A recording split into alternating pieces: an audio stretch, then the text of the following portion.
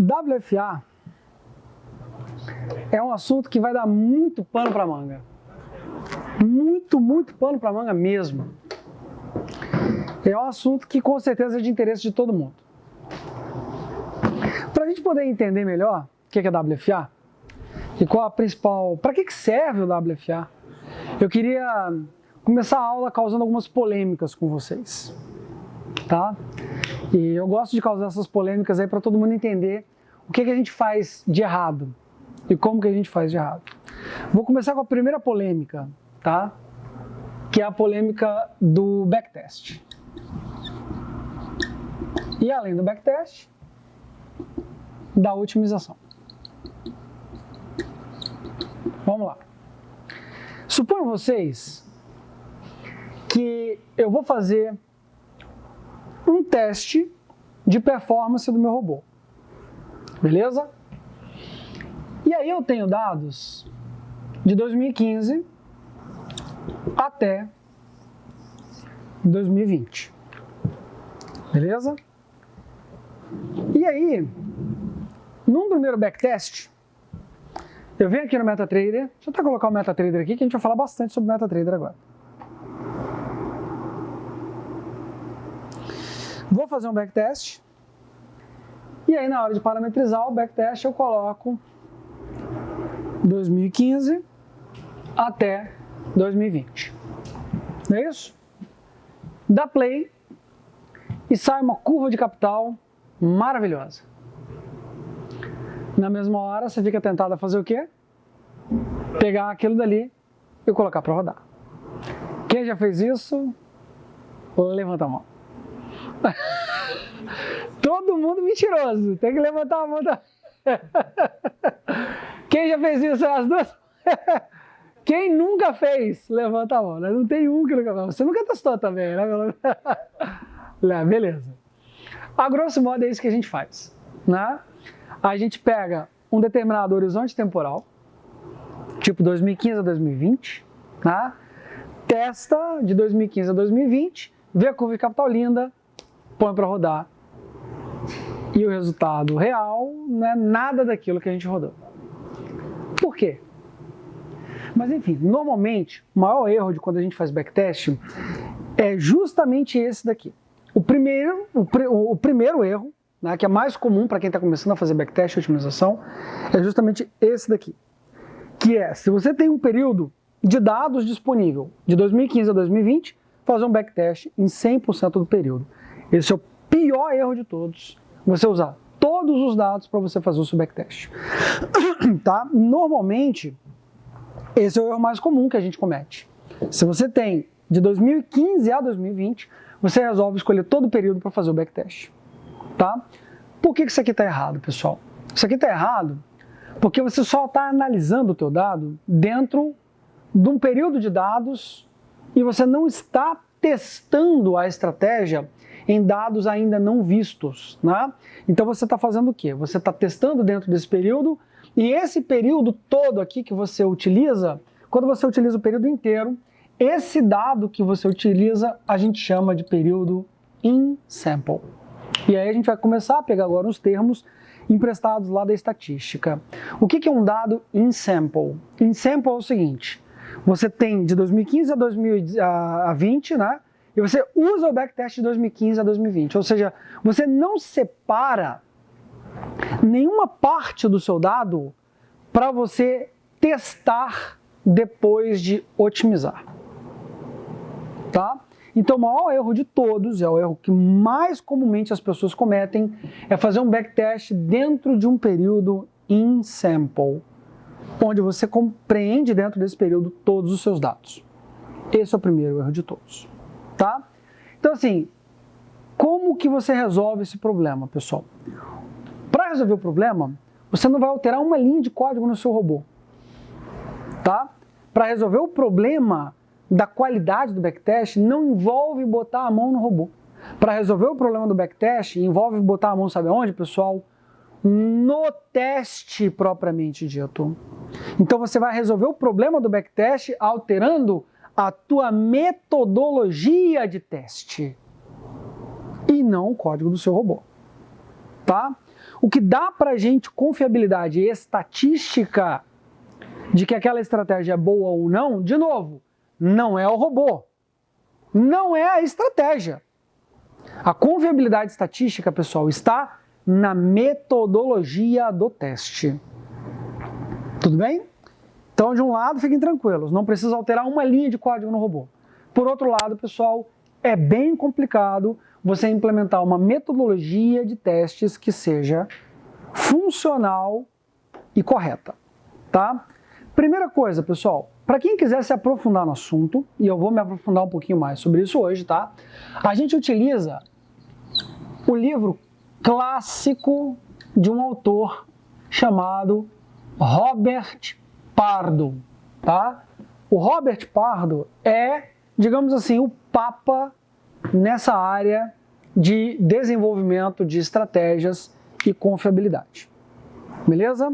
Robert Pardo, pessoal, ele escreveu um livro inteiro e desenvolveu essa metodologia chamada de WFA, que justamente serve para quê, pessoal? Para dar para a gente uma noção de confiabilidade estatística nas estratégias que a gente desenvolve e testa. Beleza? Então, tem muita gente que gosta de reinventar a roda. Tem muita gente que gosta de fazer soluções criativas. E tem gente que pesquisa a fundo, escreve livros sobre o assunto e a gente pode fazer o quê, pessoal? Ao invés de reescrever, né, reinventar a roda, a gente pode utilizar aquilo que já é reconhecidamente utilizado no mercado, já é um padrão, já é uma metodologia, digamos assim, aceita amplamente no mercado, tá bom? Bem, só para todo mundo poder entender, o Robert Pardo, ele escreveu o livro dele, tá? Muito antes dessa moda que a gente está tendo agora recente, de Big Data, de Machine Learning, de inteligência artificial, tá?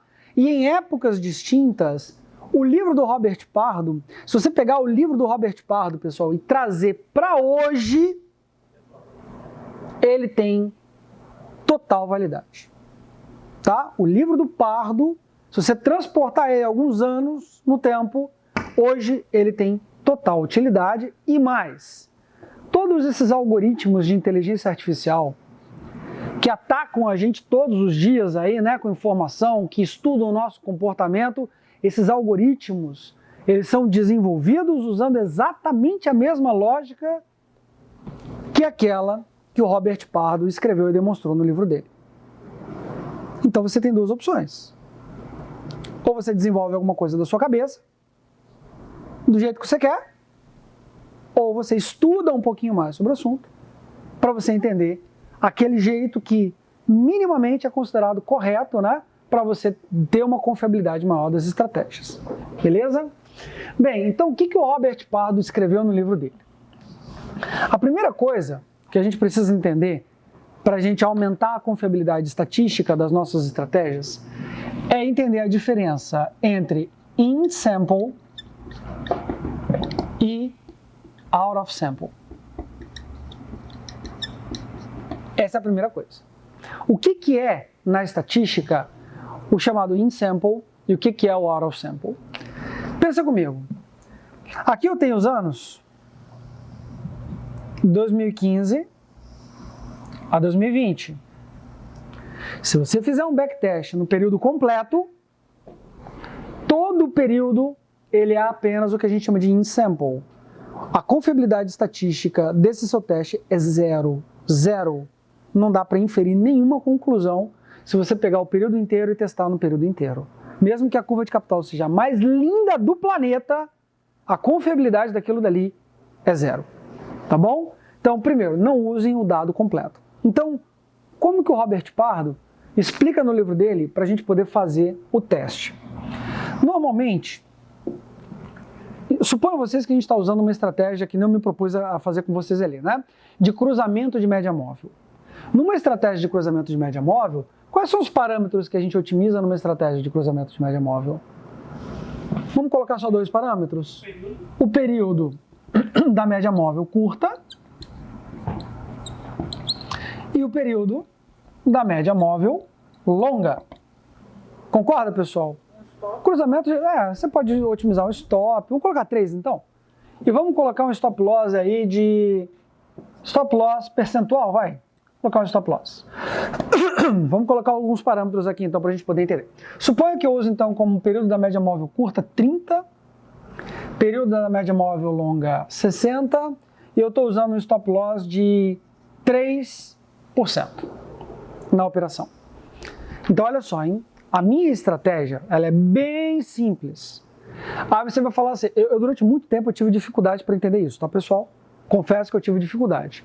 Na minha opinião, eu pensava o seguinte, olha, eu uso na minha estratégia o seguinte parâmetro, eu começo as operações 9 horas da manhã e termino às 5h30 da tarde.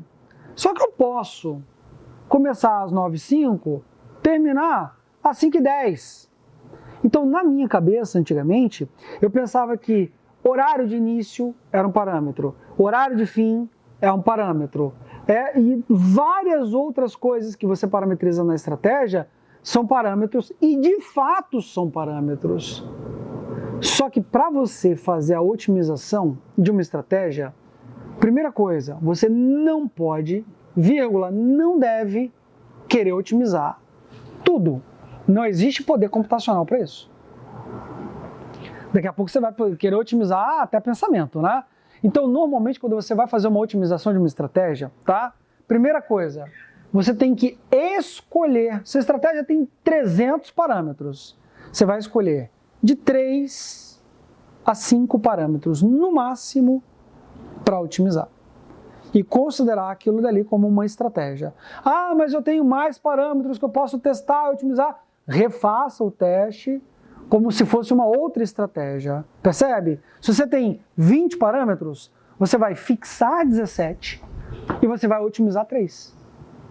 Sempre. Ah, mas eu tenho 20. Cara, você não vai precisar otimizar os 20. Então você pode fixar 17, né? Otimizar 3. Depois você pode fixar outros 17, otimizar outros 3. Então, quando a gente faz teste de confiabilidade, você não deve, não precisa otimizar todos os parâmetros. De novo, de 3 a 5 parâmetros. E já é o suficiente para a gente medir a confiabilidade estatística, tá? Todo mundo não precisa, você vai perder tempo, tá? Então, o que você vai fazer? Dados esses 3 parâmetros, você vai fazer o quê? Você vai pegar cada um desses parâmetros e você vai escolher para cada parâmetro um intervalo de otimização, tá? Então, para a média curta, eu vou otimizar variando de 20 até 40. E aí eu otimizo, por exemplo, sei lá, de 5 em 5, tá? E aí você vai otimizar de 5 em 5. Então você vai testar quais valores? 20, 25, 30, 35, 40. 5 valores. Beleza?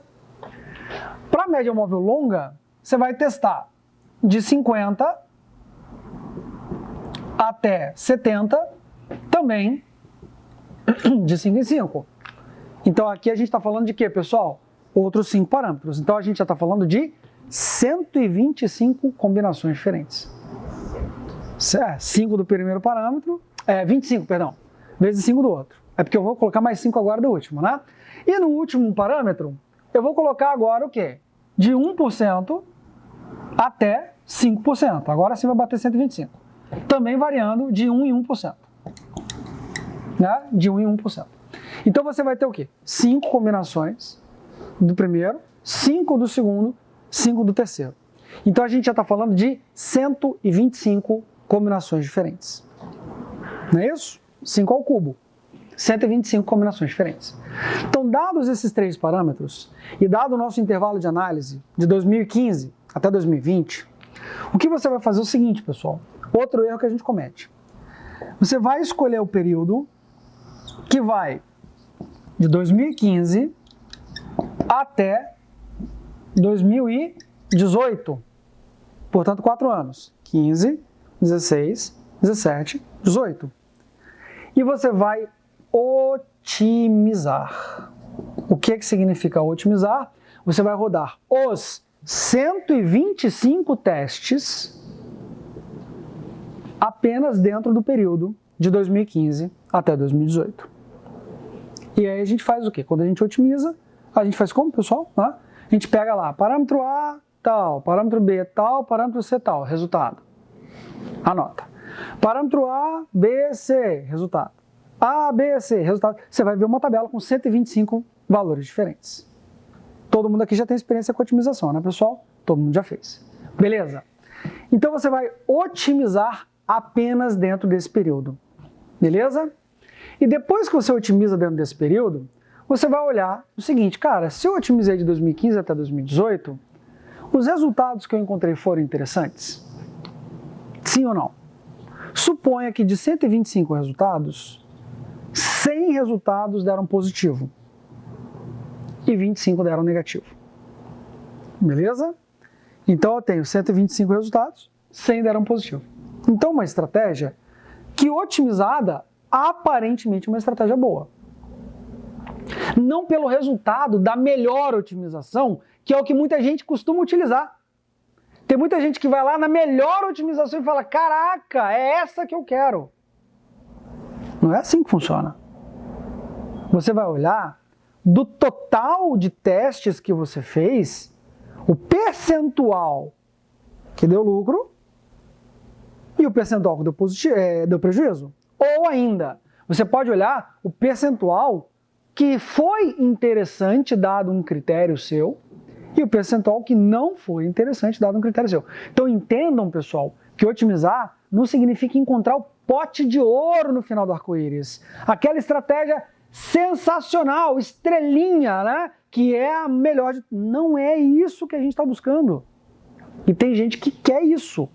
Parece que o pessoal tem alguma coisa na cabeça que assim, eu quero me enganar. Então o resultado, o melhor de todos é esse que eu quero, é esse que eu vou colocar para agora. Aí você já dá o play na estratégia na mesma hora. Não é isso que a gente quer. Se você está querendo, né, aumentar a confiabilidade estatística no teste, de novo, mais importante é a relação de resultados bons em relação aos resultados ruins do que o resultado do melhor. Aliás, o melhor resultado, geralmente você pode simplesmente jogar fora, porque ele não presta.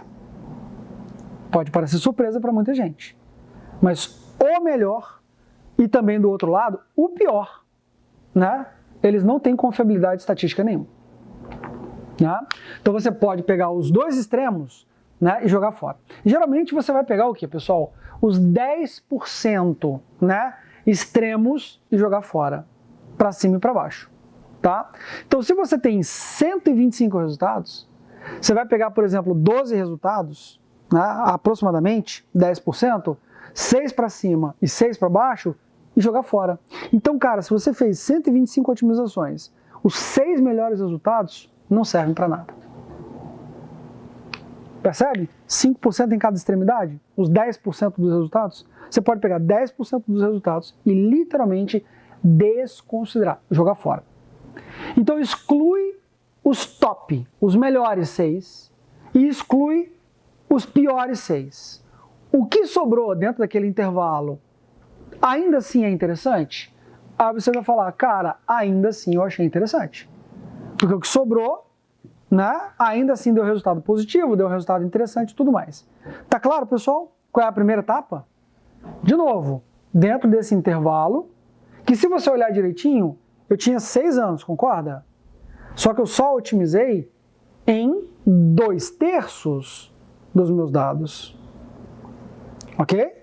Otimizando em 2/3 dos meus dados, eu ainda tenho 125 resultados, pego lá 12, 13 que seja, jogo fora e olho o que sobrou. O que sobrou é bom ou ruim? O que sobrou é legalzinho. Aí o que sobrou, você vai escolher uma estratégia e você vai pegar essa estratégia e colocar para rodar no período de 2019 a 2020. Vocês estão entendendo? Aí quando você coloca para rodar o melhor que você escolheu, a estratégia não gerou resultado. Beleza? Se ela não gerou resultado no período out of sample, é sinal de que aquela estratégia não é consistente. Esse período onde você otimiza a gente chama de período in sample. E esse período aqui onde você testa é o período out of sample. Tá bom?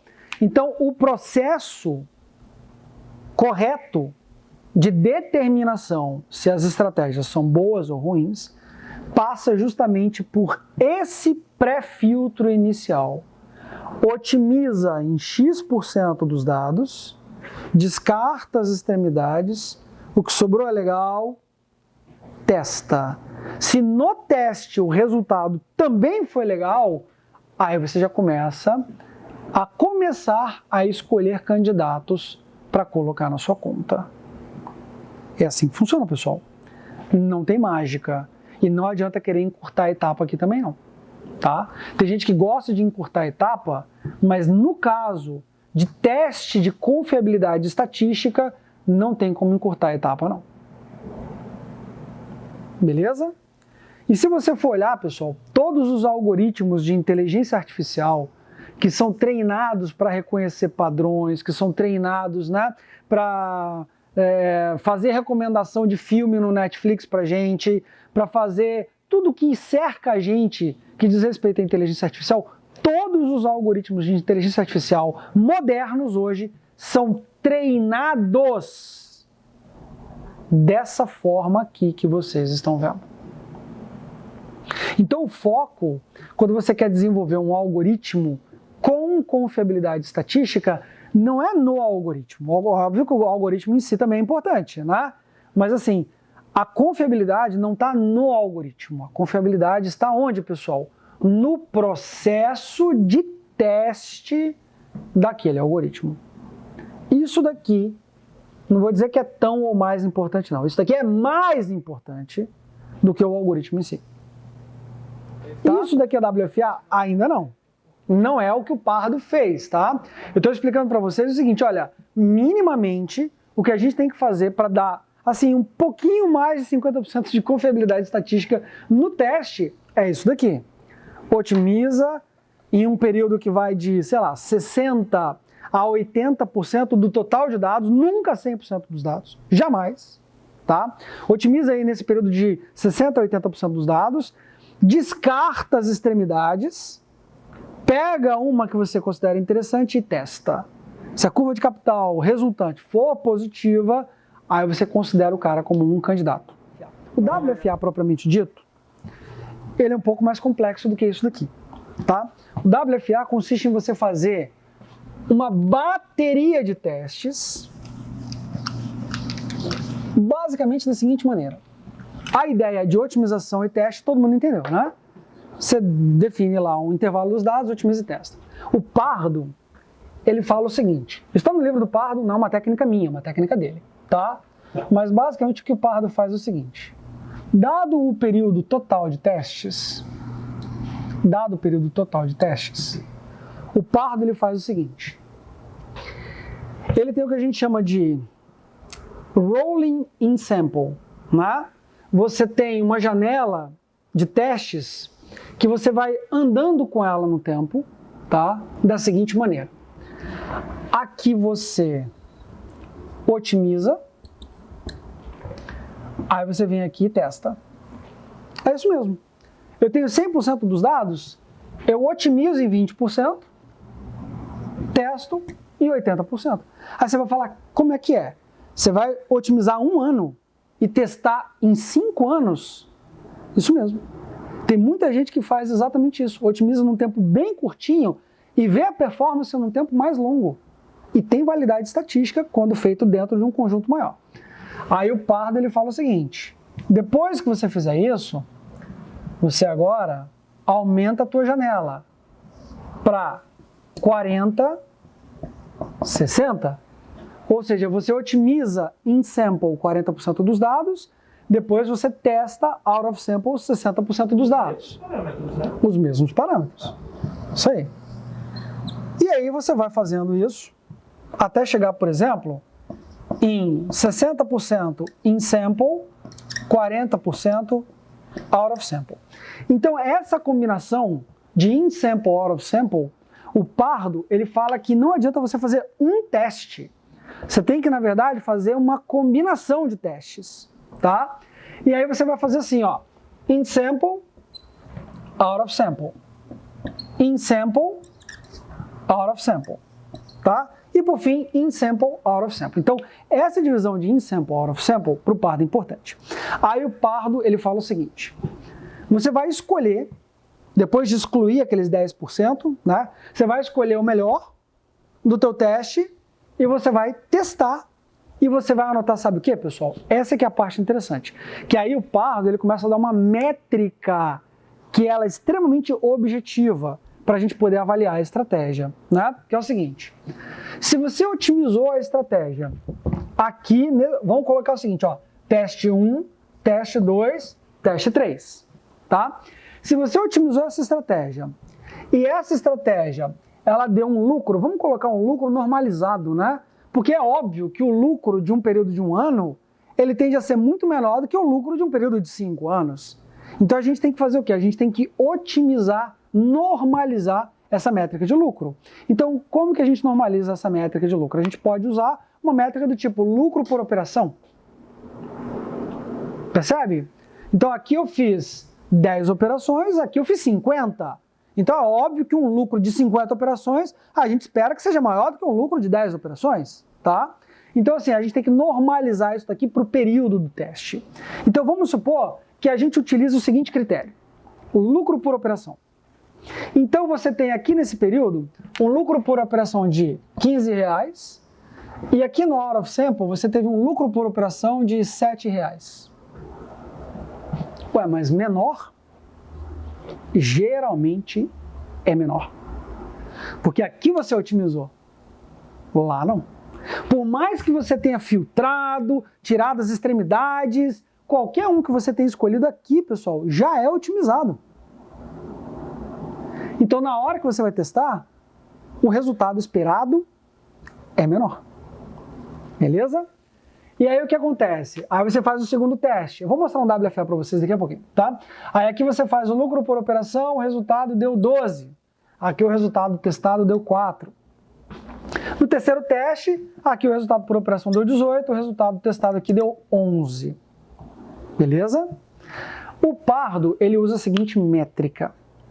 Ele chama essa métrica, o processo inteiro é chamado de WFA. Vários testes, várias otimizações, várias janelas de sample out of sample. O processo, ele é chamado de WFA. E aí o Pardo, ele faz o seguinte teste. Aqui o meu lucro por operação out of sample foi de 7. In sample foi de 5, de 15. Aqui, out of sample foi de 4. In sample foi de 12. E aqui, out of sample foi de 11. In sample foi de 18. Então, a divisão do out of sample pelo in sample, para cada um dos períodos da análise, o Pardo chama de eficiência do teste. Essa métrica é chamada de WFE. O que é o WFE? Walk Forward Efficiency. É a eficiência do resultado out of sample em relação àquele resultado in sample. Então vamos supor que aqui o WFE tenha sido de... Estou chutando, não estou... Quanto? Já fez as divisões aí já? Aqui foi de 46%. Aqui foi de 33%. E aqui foi de 11 por 18? 11 por 18... Meu. 61%. Calcula a média. A média é o WFE geral da estratégia. É a eficiência geral da estratégia. Beleza? A média vai dar o quê? 46. Quase que a gente conseguiu. Segundo o Pardo, critério que está no livro do Pardo, ele falou o seguinte: tudo que tiver WFE superior a 50%, pode colocar para rodar. Essa é a métrica do Pardo, que está escrita lá no livro do Pardo. Então, assim, pensa num cara que já gastou anos testando estratégia. senhor está há quanto tempo? 1 ano. O Pardo ficou a vida inteira fazendo isso. Escreveu livro sobre isso. Trabalhou com isso. E de acordo com ele, tudo que tiver uma eficiência acima de 50%, põe para rodar. Ele só mexeu com isso. A vida toda. E aí a gente vai fazer o quê? A gente vai desenvolver uma técnica proprietária para colocar uma estratégia para rodar na nossa conta? Percebe? É reinventar a roda. Tá? Então, o que tem mais interessante na técnica do WFA, tá, é justamente a separação do dado in sample e do dado out of sample. Se a gente não tiver, pessoal, esse cuidado de fazer a separação entre o in sample e o out of sample, onde a gente otimiza vários testes no in sample e testa no out of sample e analisa a eficiência, sem esse cuidado, realmente não tem muito o que fazer, pessoal. Tudo aquilo que você testar, na hora de colocar para rodar, o resultado não vai ser legal. Percebe? O que o Pardo faz, pessoal, essa técnica que ele desenvolveu, eu tenho uma notícia ruim para dar para vocês, tá? A notícia ruim é, de cada 1000 testes que vocês fizerem, 1000 processos. Cada teste desse aqui tem semanas, dias, meses de testes aqui por trás. De cada 1000 que você fizer, você vai salvar aí 1 para rodar. É muito difícil encontrar uma estratégia que passe no critério do Pardo de 50% de eficiência. Muito difícil. Bem difícil. Aqui a gente tem o resultado do WFA no que diz respeito à lucratividade. Tá? Qual é a interpretação desse gráfico? Aqui nós temos, em azul, o resultado... Achei, Wendel. Obrigado. Tá? Em azul, o resultado in sample do teste. Já em verde, você tem o resultado out of sample do teste. Então, assim, o otimizado, ele deu lucro. Já quando eu parei para testar, olha lá, próximo de 0. Tá? Aí você tem aqui o segundo período. Esses números no eixo X aqui é o quê? Você quebra o teu intervalo total em 10 partes e você otimiza, testa, otimiza, testa, otimiza, testa, otimiza, testa, tá? Então, para cada uma dessas 10 partes, eu tenho o resultado in sample em azul e out of sample em verde, tá? E aí, às vezes, eu tenho prejuízo também, out of sample, e aqui eu tenho a métrica final de eficiência, não é isso? 45% de eficiência para 15% dos meus dados out of sample. Ou seja, eu otimizo em 85% dos dados, testo em 15%. E o resultado desses 15% foi 45% do resultado que eu obtive naqueles 85%. Essa é a eficiência do meu out of sample. Ficou claro? Não tem o intervalo inteiro? 85% dos meus dados eu uso para otimizar. 15% dos meus dados eu uso para testar. O resultado dos testes feitos nesses 15%, na média, foi de 45% dos resultados obtidos nesses 85%. Essa métrica a gente chama de eficiência. Beleza? É o WFE da minha estratégia testada. 45% está na métrica do Pardo? Ainda não. Aí o que eu fiz? Eu peguei o mesmo teste e fiz agora o teste com 25% dos meus dados out of sample. Ou seja, eu peguei 75% dos meus dados, eu otimizei. Percebe que eu diminui o período da otimização? Então, na hora de escolher a melhor estratégia, eu vou pegar uma estratégia diferente daquela que eu havia pego quando eu testei com 85% dos dados. Agora, eu otimizei em 75%. Então, na hora de colocar para rodar, o teste out of sample foi em 25% dos dados. Então, isso aqui é o quê? É um teste de eficiência em 25% de dados out of sample. A eficiência calculada foi de 43%. Aí você tem aqui 35%. O que significa 35%? Dos meus dados, eu otimizo em 65% e testo em 35%. A eficiência testada foi de 53%. Beleza? Aí é que vem outra parte interessante, tá? Eu faço esse teste 10 vezes, que é o que a gente chama de runs, né? Ou seja, eu rodo a otimização 10 vezes, tá? E aí eu quebro o intervalo em 10 partes. Só que o Pardo, ele fala pra gente fazer isso aqui também em 20 runs. Eu peguei o teste e fiz ele também ao longo de 20 runs. Que tá aqui, ó, run número 1, run número 2, run número 3, run número 4, até a run número 20. Então, para cada run do teste, eu fiz o quê? Eu peguei o in-sample, calculei o out-of-sample, mesma coisa, para 15% de out-of-sample, para 25% de out-of-sample e para 35% de out-of-sample.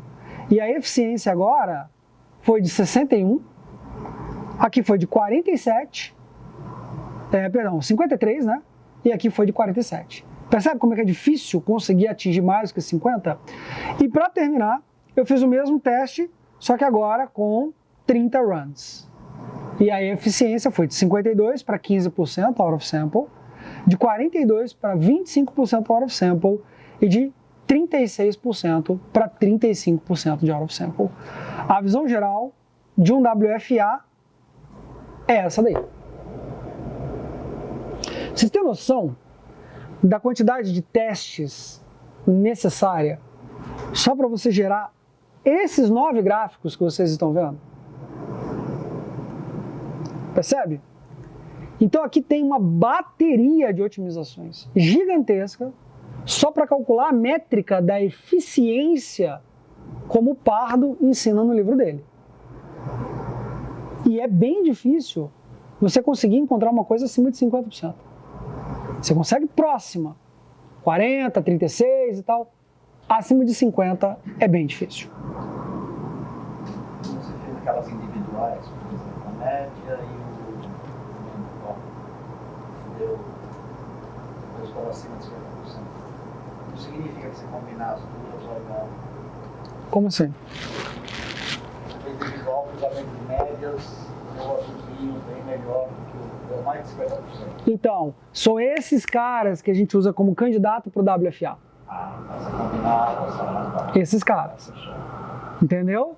Aí a gente pega esses caras, coloca filtro depois, tenta melhorar a estratégia, mas o sinal, a gente tenta aproveitar aquele sinal que a gente considera como sendo bom. Entende? E faz o teste. E aí tem a análise final. A gente consegue fazer o WFA também no drawdown, né? Aí você tem aqui, ó, drawdown, né? Aí você tem aqui o drawdown percentual, né? 5% de drawdown, 10% de drawdown, 15% de drawdown. Então é óbvio que aqui a gente quer o oposto, né? Que é que a eficiência também seja baixa. Então 137% de eficiência, no caso do drawdown é ruim. Significa que o drawdown out of sample foi 137% maior do que o drawdown in sample, na média. Aqui foi 146% maior. Aqui foi 136% maior. Então, assim, o out of sample está com um drawdown muito mais alto do que o in sample. Isso para 10 runs. Para 20 runs já baixou, 98, 119, 135 e aqui também. Ou seja, se você testa, no teu teste você tem um drawdown de 5, na hora de executar você pode esperar um drawdown de 10. Dada a análise feita pelo WFA do Pardo. Entendeu? A mesma coisa para o fator de lucro. Né? Fator de lucro, eficiência de 77%, in sample. O legal do fator de lucro é que ele é atemporal, né?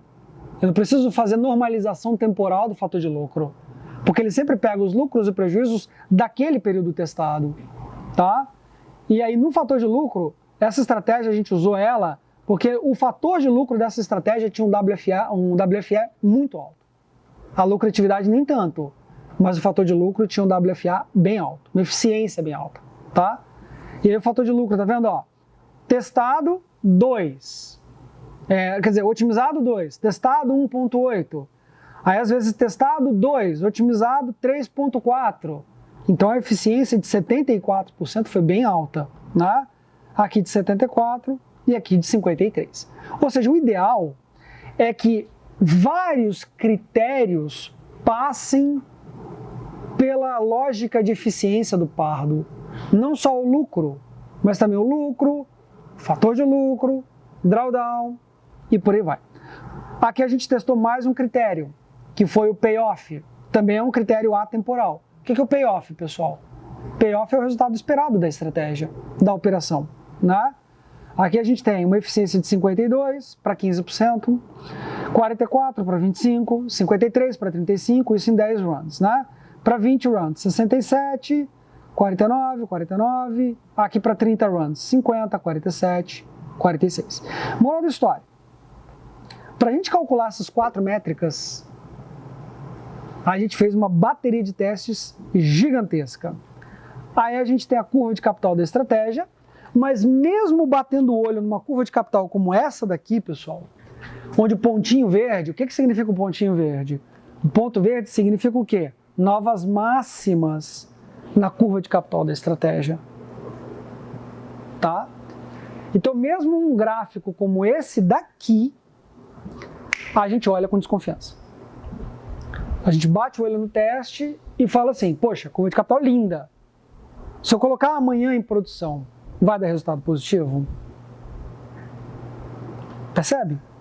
Então, assim, a gente gosta de uma técnica mais objetiva e não subjetiva, como do tipo, lindo, pote de ouro, amanhã eu vou colocar na minha conta. Então, assim, pelos critérios de eficiência do Pardo, não foi bem isso que a gente viu. Passou bem perto. Bateu na trave dos 50%, pessoal, em quase todos os critérios. Era 47, 48, às vezes ultrapassava, mas assim, no geral, ultrapassou o critério do Pardo? Nem sempre ultrapassa, tá? Então assim, pessoal, a análise objetiva de confiabilidade estatística de uma estratégia é bem complicada, tá? Demanda uma infinidade de testes e não só os testes, você precisa dominar a técnica e confiar na métrica final, entendeu? Então, de acordo com a técnica do Pardo, essa técnica, né, essa métrica de WFE, de eficiência do teste Walk Forward, é uma técnica que dá pra gente uma confiabilidade estatística bem grande. Então, assim, entre confiar no Pardo, que escreveu um livro inteiro sobre isso, e confiar no Joãozinho, que fica lá postando em grupo de Telegram, que aquela estratégia é muito boa, eu fico com o Pardo. Né? É isso. Fazer o que é fácil, pessoal, qualquer um pode fazer, qualquer um pode falar qualquer coisa. Agora, botar a mão na massa, desenvolver com esse nível de profundidade, é pouca gente que faz.